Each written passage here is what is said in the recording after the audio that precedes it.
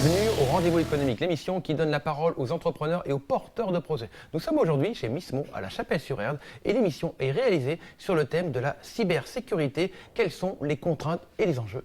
Et aujourd'hui, pour en parler, j'ai l'honneur d'accueillir Christophe Menant. Je suis manager de transition au niveau de la DSI, c'est-à-dire que j'accompagne les entreprises dans le cadre du changement de leur système informatique, que ce soit sur des changements voulus ou non voulus, c'est-à-dire dans le cadre de retournement de technologie ou d'interruption de service, par exemple dans le cadre de la cybersécurité. C'est ça, interruption de service, ça c'est vraiment le pire qui puisse nous arriver. On arrive devant son ordinateur et plus rien ne marche, plus rien ne fonctionne.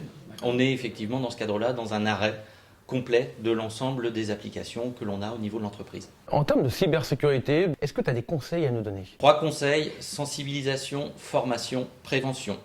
Le principal facteur aujourd'hui d'une cybersécurité défaillante, c'est l'humain. L'humain, en fait, on joue sur des biais cognitifs, c'est-à-dire qu'en fait, on va lui faire peur.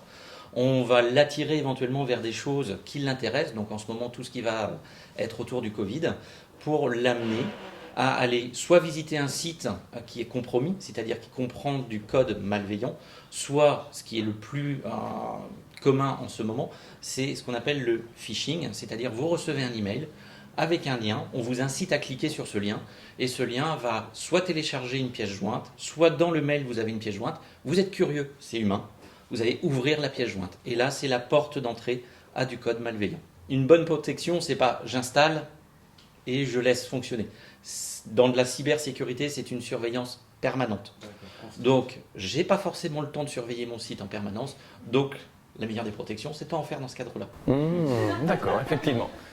Merci beaucoup.